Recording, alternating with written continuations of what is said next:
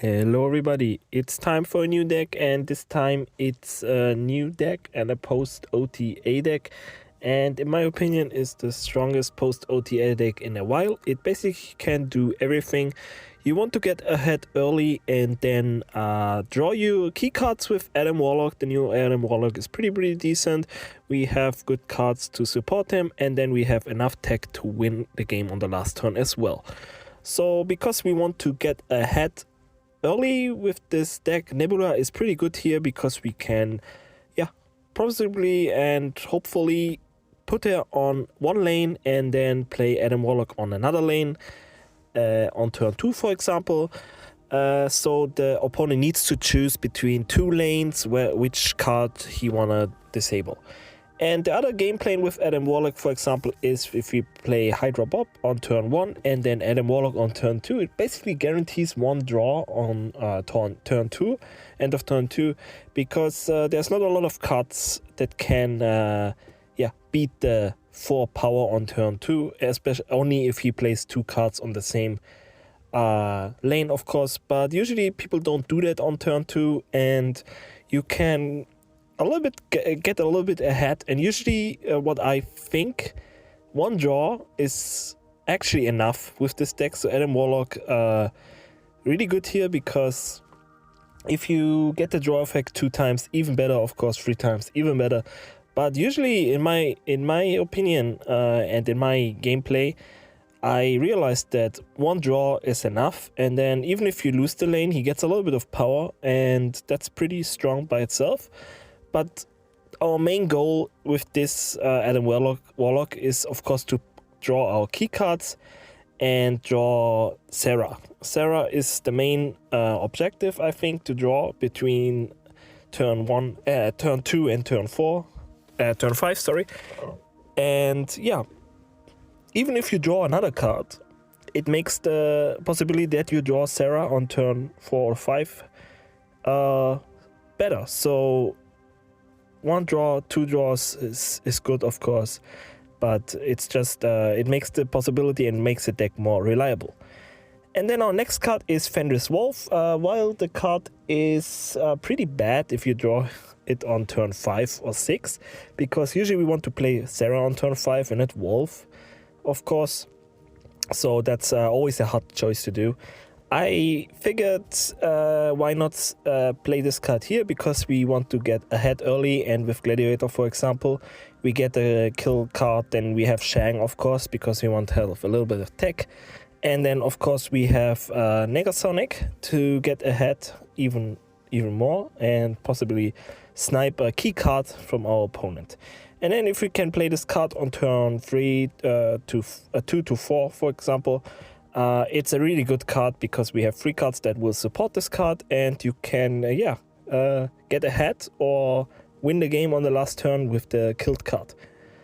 And then Iron Patriot, one of the other cards that makes you go ahead early, because it's a -4 cost card, and if it's a big card with big power, you can play it early. And you have cards that will support the effect. For example, Negasonic on that effect is good. Juggernaut, of course, is really good. And it makes also it makes the opponent choose a lane. So you play Iron Patriot in one lane, for example, and Adam Warlock on the other lane, or Nebula in the other lane, and he needs to choose. So one effect will basically happen every game. And then Juggernaut, usually I keep this card until the last turn, because it's usually game winning if you are ahead. You can, if he doesn't have like spread cards like Ultron or Doom, you can guarantee one lane with this card. And then, for example, if you have another card like Shang or Negasonic, you can win another lane as well. So even with 2 cards on the last turn, if you get ahead, you can basically defend everything until this turn. So it's a really strong card. Like I said, with Iron Patriot, of course, this card supports Iron Patriot as well. You can, if you get a really good card from Iron Patriot, not like, I don't know, sometimes I get Nimrod and I don't have anything to do with Nimrod, so usually I don't waste Juggernaut on the Iron Patriot effect. But if you get, for example, a card that's game winning for you, or like a high power card, then I think playing Juggernaut on free on the Iron Patriot lane is worth it.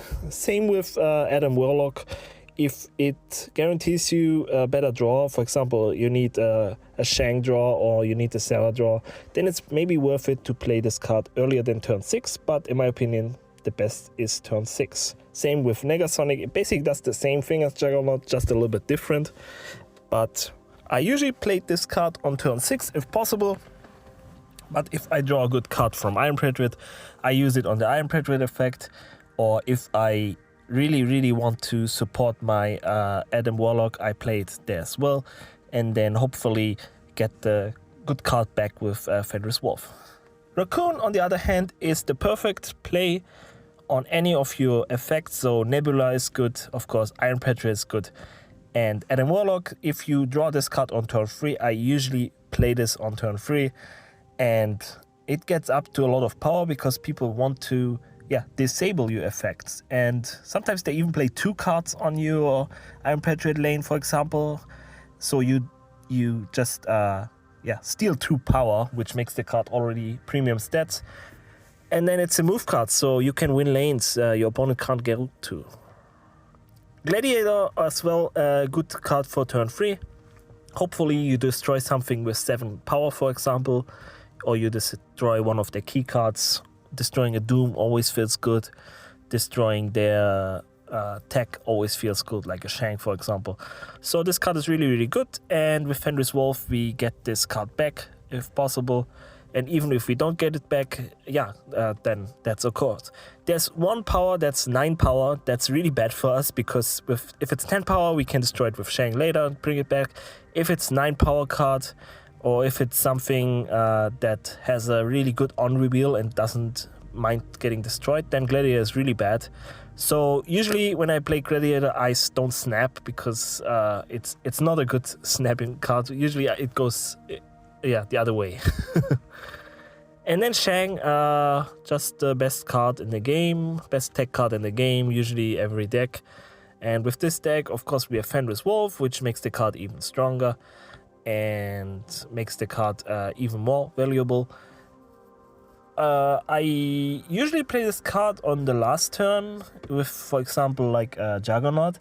But with this deck, you need to be careful. We probably have prio because we get ahead early.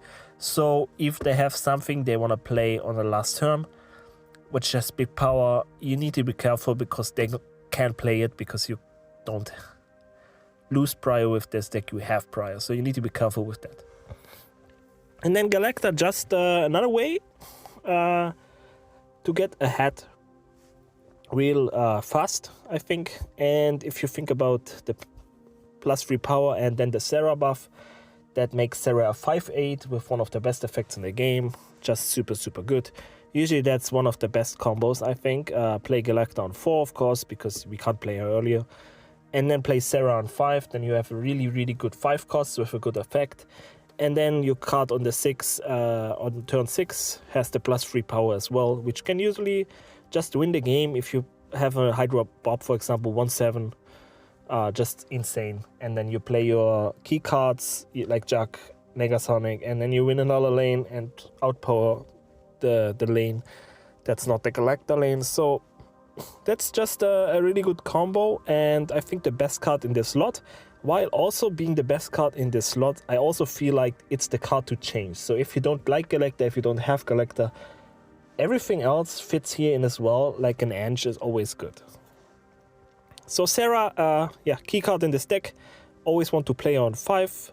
With Adam Warlock, you have the ability to draw her more often and make this deck more reliable. Not really much to say about this card. I actually don't know why she got a +1 buff. I think the card is decent, and usually every season I have at least 2 Sera decks that have like 70% win rate after 50 games or 40 games.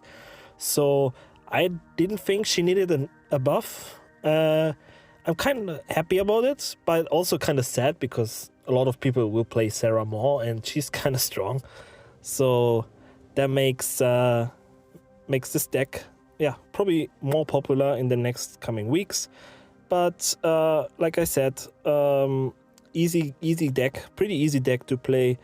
Just get ahead, stay ahead and win the game.